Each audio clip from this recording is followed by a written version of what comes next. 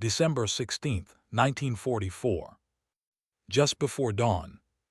The Ardennes forest. The snow hasn't stopped falling for days. It hangs heavy on pine branches, muffles sound, swallows movement. Somewhere in the darkness, an American sentry stamps his feet to keep feeling in them. His breath clouds the air. Then, without warning, the forest erupts. Artillery not probing fire, not harassment, a wall of sound. German shells slam into frozen ground, ripping trees apart, throwing snow and earth into the air. Within minutes, the quiet sector Allied commanders had dismissed as safe becomes a killing field. You can almost feel it, the shock of cold steel reality crashing into complacency. Panzer divisions surge forward behind the barrage.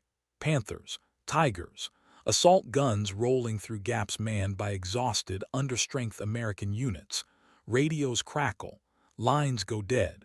Roads clog with retreating trucks, wounded men, abandoned equipment. Entire regiments vanish into the fog and snow. This isn't a raid. This is an offensive. And by sunrise, it's clear to anyone who knows the map. The Germans are driving straight through the Ardennes, again. Hundreds of miles away, in heated offices and map rooms, the news arrives in fragments. Delayed reports, contradictory sightings. Staff officers hesitate to believe what they're reading. The Ardennes was supposed to be quiet. German reserves were supposed to be exhausted. The enemy was supposed to be finished. But the arrows on the situation maps keep pushing west. At Supreme Headquarters, Allied Expeditionary Force, SHAEF, telephones ring without pause. Couriers move faster than decorum allows. Aides whisper. Someone pins a fresh overlay onto the wall-sized map of Europe. Dwight D. Eisenhower studies it in silence. Supreme Commander, 5-star general, the man responsible for everything from Normandy to the German border. And now, suddenly, the entire Allied front feels fragile. Eisenhower doesn't panic, he never does, but his jaw tightens as the reports accumulate. The Germans have achieved surprise, total operational surprise. Weather has grounded Allied air power. Roads are jammed. Communications are breaking down. And in the center of the bulge forming on the map sits a name that will soon matter more than any other. Bastogne. Bastogne is not a fortress. It isn't even a city. It's a Belgian crossroads, 7 roads converging in a shallow basin surrounded by forested hills. In summer, it's unremarkable. In winter, it's everything. Whoever holds Bastogne controls movement across the Ardennes. By the end of December 16th, German spearheads are already racing toward it. Eisenhower knows what happens if they take it. The German 5th Panzer Army punches through. The Meuse River becomes reachable. Antwerp, the lifeline of Allied logistics, comes back into play. The Western Front, so carefully built since D-Day, could split in two. This is no longer about territory. This is about survival. As the hours pass, the picture grows worse. American units are falling back, some in disorder, others fighting stubborn delaying actions that buy time but cost lives. The 106th Infantry Division is shattered. Entire battalions are cut off. German columns move faster than anyone predicted. The phrase begins to circulate quietly among staff officers, then more openly. Strategic crisis. Eisenhower listens. He asks questions, short ones, precise ones. He wants to know not just where the Germans are, but how fast they're moving. Speed, that's what matters now. Because if the Germans reach Bastogne before the Allies can reinforce it, the consequences will be irreversible. On the southern edge of the Bulge, another army is already in motion, though few yet realize how important that fact will become. The U.S. Third Army. George S. Patton's army. At this moment, Patton is not facing the Ardennes. His forces are driving east toward the Saar, locked in grinding winter combat against prepared German defenses. His tanks are pointed south and east. His supply lines are stretched. His men are tired. But something about Patton is different. While others assumed the Ardennes was quiet, Patton did not. Weeks earlier, he had warned his staff that the Germans were most dangerous when they appeared beaten. He had quietly rehearsed a scenario no one else took seriously, pivoting his entire army north in the middle of winter. Just in case. Eisenhower doesn't fully appreciate that yet. Not today. On December 17th, the second day, the weather worsens. Snow turns to sleet. Visibility drops to nothing. German columns advance under low clouds that shield them from Allied aircraft. American paratroopers are rushed toward Bastogne in trucks, some without winter gear, some without enough ammunition. They jump into the storm anyway. The town begins to fill with men who know they may not leave it. Eisenhower receives word that Bastogne could be encircled within 48 hours. 48. That's not time to plan. That's time to react or lose control of the campaign. He convenes his senior commanders. The atmosphere in the room is tight, controlled, but unmistakably tense. Maps are unrolled, pins are moved. Everyone sees the same problem. Who can move fast enough? The British forces in the north are too far. Logistics are frozen. American First Army is reeling backward, struggling to stabilize its own lines. There is on paper no obvious solution. Except one. Eisenhower's eyes drift south on the map, past the Bulge, past the chaos, toward an army that isn't yet committed to the crisis. An army commanded by a man many consider reckless, arrogant, unpredictable. But fast. Very fast. And in that moment, watching the Ardennes begin to collapse, Eisenhower starts to realize something he had not fully admitted before. If Bastogne is going to be saved, it won't be by caution. It will be by speed. And that means George Patton. But can Patton really turn an entire army in the dead of winter and arrive in time? The answer will be decided not on the map, but in the next few hours. December 18, 1944. Versailles, France. Supreme Headquarters, Allied Expeditionary Force. The room smells faintly of cigarette smoke and damp wool. Boots track slush across the floor as officers move in and out, clutching folders stamped urgent. Outside, the winter sky hangs low and gray, pressing down on the old palace like a lid. Inside, Eisenhower stands over the map. The Bulge is no longer theoretical. It is real. It has depth now. German arrows push westward with disturbing confidence, and at their tip sits Bastogne, already ringed on 3 sides. Reports confirm what everyone feared. The town is nearly surrounded. Eisenhower's mind runs through options with ruthless efficiency. He has learned, over years of coalition warfare, that decisiveness matters more than perfection. Waiting for complete information is a luxury he cannot afford. He turns to his commanders. Omar Bradley, Courtney Hodges, British liaison officers watching carefully. Who can counterattack? Eisenhower asks. Not eventually, not after regrouping. Now. Silence. Bradley knows the answer before he speaks it, and that's what makes the moment uncomfortable. First Army is on the defensive. Ninth Army is tied down. British forces are too far north to respond in time. Then Eisenhower says the name aloud. Patton. The room shifts. Patton's reputation precedes him. Brilliant, aggressive, infuriating. A commander who moves faster than his supply officers prefer and faster than his allies often approve. A man whose mouth has nearly ended his career more than once. But also the man who broke out of Normandy, who raced across France, who turned mobility into a weapon. Eisenhower knows all of this. What he is realizing, perhaps for the first time in this stark way, is that Patton's habits, so often seen as liabilities, may be exactly what this moment demands. There is one problem. Patton's Third Army is facing the wrong direction. Its corps are engaged along the Saar. Its artillery is dug in. Its supply dumps are oriented east. Turning it north is not a matter of issuing an order. It is a logistical gamble of staggering scale.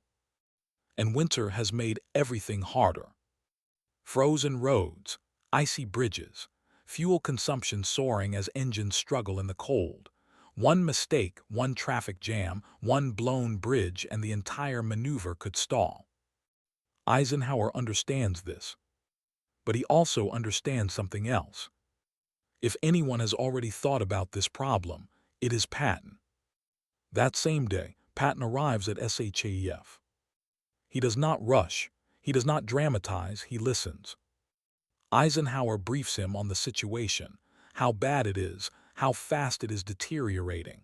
German armor pushing west, Bastogne in danger of being cut off, the need for an immediate counterstroke to relieve the pressure. Patton nods. He studies the map. Then Eisenhower asks the question that matters. How soon can you attack north? Patton does not hesitate. Within 48 hours. The room goes still. 48 hours to disengage from active combat, pivot 3 corps nearly 90 degrees, reorganize supply routes, and launch a major offensive through snow and ice. It sounds insane. Eisenhower looks directly at him. George, don't say it unless you mean it. Patton meets his eyes. I mean it. This is the moment. The moment Eisenhower realizes that Patton has been preparing for this scenario all along. Weeks earlier, Patton had quietly ordered his staff to plan for a rapid redeployment to the north, not because intelligence demanded it, but because instinct did. He had forced his operations officers to rehearse the move again and again, refining routes, timing convoys, calculating fuel requirements down to the gallon. They called it a contingency. Patton called it readiness. Now, when Eisenhower needs an answer measured in hours, not days, that preparation becomes priceless. Eisenhower doesn't argue, he doesn't hedge. He gives Patton the authority he needs. You will relieve Bastogne. The decision reshapes Allied command priorities instantly. Resources are redirected. Traffic control units are reassigned. Supply officers are told, politely at first, then bluntly, that Patton's columns will have the right of way. For the first time since the offensive began, the Allies are no longer just reacting. They are moving. But the clock is merciless. Bastogne is now fully encircled. The 101st Airborne Division digs in, surrounded by German armor and artillery. Snow continues to fall. Ammunition runs low. Casualties mount. If Patton is late, even by a day, the relief may come too late to matter. As Patton leaves SHAEF, Eisenhower watches him go. In that moment, Eisenhower understands the full weight of his decision. He has bet the center of the Allied front on one man's ability to move faster than anyone believes possible. And now there is no turning back. December 19, 1944. 3rd Army Headquarters. Near Nancy, France. The order goes out before dawn. Not a suggestion, not a warning. An order. 3rd Army will pivot north. Across frozen fields and blacked-out roads, telephones ring. Runners move between tents and commandeered buildings. Staff officers who slept in their boots don't bother removing them. Maps are ripped down, turned, and pinned back up, north now sitting where east had been only hours before. You can feel the tension in the air. This is not a routine maneuver. This is a gamble. For Patton's staff, the shock is not the order itself, it's the timing. They had expected this. Months earlier, Patton had forced his planners to rehearse exactly this scenario. He had demanded routes for 3 corps. He had demanded alternate bridges, alternate roads, alternate supply points. He had demanded that every division commander understand what move north immediately actually meant. Now those rehearsals snap into reality. XII Corps, III Corps, XX Corps.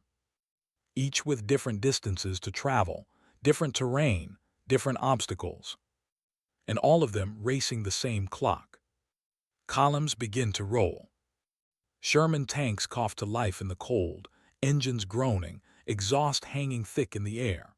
Half-tracks grind over icy roads. Trucks loaded with fuel, ammunition, and men crawl forward bumper to bumper, headlights hooded to slits. Traffic control becomes a battlefield of its own. Military police stand in snowbanks, waving glowing batons, shouting hoarse orders over the roar of engines. One wrong turn could block an entire division. One stalled truck could freeze a corps in place. Patton knows this. He drives the roads himself, moving from unit to unit, pushing, cajoling, threatening when necessary. He reminds commanders that speed is life. Move, he tells them, or die. It's crude. It's effective. Winter is the enemy, no one can shoot. Snow drifts choke narrow Ardennes roads, bridges ice over, engines stall. Men sleep in trucks wrapped in blankets, their breath forming frost on the canvas covers. And still they move. The Germans do not yet understand what is happening.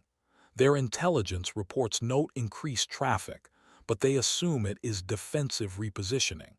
They do not imagine an entire army pivoting in mid-campaign. That assumption will cost them dearly. At Bastogne, the noose tightens. German artillery pounds the perimeter. Infantry probe the lines, testing for weakness. Paratroopers of the 101st Airborne fight from foxholes dug into frozen ground, their hands cracked and bleeding from the cold. Supplies are dangerously low. Medical stations overflow. Yet the defenders hold. They have been told help is coming. They do not know how far away it is. On December 20th, Patton reaches the forward elements of III Corps. He gathers his commanders. There is no speech, no theatrics. Just a simple directive. Attack north, break through, reach Bastogne. The routes are terrible. Snow-covered hills, forested choke points, German roadblocks stiffening by the hour as the enemy realizes something is wrong. This will not be a parade. This will be a fight. The first engagements are brutal. American armor slams into German infantry dug into villages turned into fortresses. Anti-tank guns fire from barns and tree lines. Panzerfausts streak through the snow. Shermans burn, black smoke rising stark against the white landscape. Patton's men do not slow down. They go around strongpoints when they can. They smash through when they must. Artillery fires almost continuously, guns recoiling, barrels steaming in the cold. Every mile forward is paid for. But they are moving. Back at SHAEF, Eisenhower receives the first reports. Third Army is advancing. Not tomorrow. Not next week. Now. For the first time since December 16th, Eisenhower allows himself a moment of guarded relief. Patton has done what he said he would do. The pivot is complete. But the hardest part remains. Bastogne is still surrounded. German armor still blocks the roads. And the clock is still ticking. If Patton's spearhead stalls now, if the weather worsens, if the Germans react faster than expected, the gamble collapses. The relief of Bastogne will be decided in the next push. And everyone knows it. December 22nd, 1944. Outside Bastogne. Gray morning light, snow still falling. The sound reaches the German lines first. Not artillery, not yet. Engines. A low, spreading rumble, dozens, then hundreds, rolling through the frozen forest. German infantrymen glance at one another uneasy. This is not what they expected. Intelligence had warned of American movement, but not this. Then the shelling begins. U.S. artillery opens up with methodical violence, walking fire across German positions that had only hours before seemed secure. Trees splinter, foxholes collapse, snow turns black with churned earth. Patton's lead elements are here. The attack comes from the south, exactly where the Germans least wanted it. Combat Command R of the 4th Armored Division slams forward along the narrow roads toward Bastogne. Sherman's lead, followed by infantry riding on the decks, hunched against the cold and incoming fire. Every village is contested.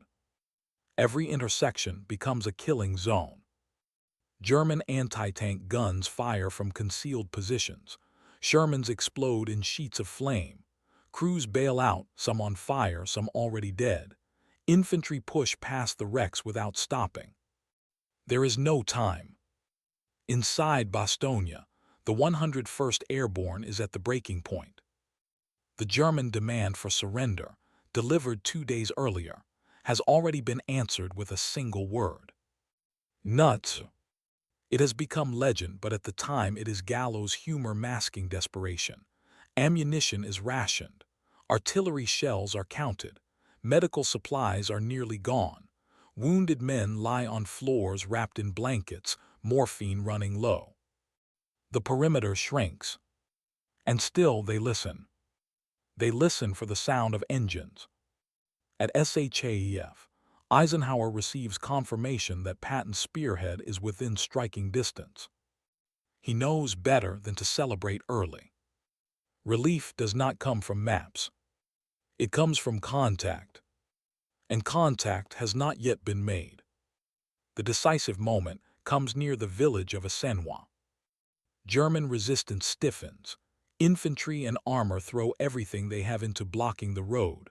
Snow falls harder now, visibility dropping to yards. Tanks fire at muzzle flashes. Infantry fight house to house, room to room. An American Sherman, Coulson Cobra King, pushes forward under fire, its commander standing half-exposed in the turret, scanning the road ahead. Just after 4:45 p.m. it breaks through. The tank crests a small rise. And there, unmistakable, unbelievable, are American paratroopers. Mud-streaked, bearded, exhausted. Alive.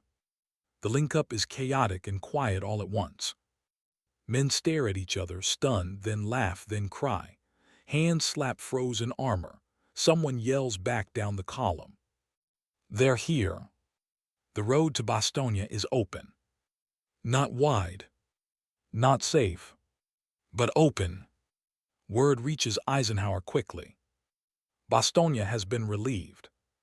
The gamble has paid off. The center of the Allied line holds. Eisenhower allows himself a rare smile, not of triumph but of relief. He knows the battle is far from over. The Bulge will rage for weeks yet. But the moment of greatest danger has passed. And it passed because one man was ready to move when others could not. Later, Eisenhower would reflect on this decision, not publicly, not in speeches, but privately. He would remember the map, the arrows, the collapsing center, and the realization that, in war, the difference between disaster and survival is often measured in hours. George Patton understood that. And in December 1944, Eisenhower finally understood it too. And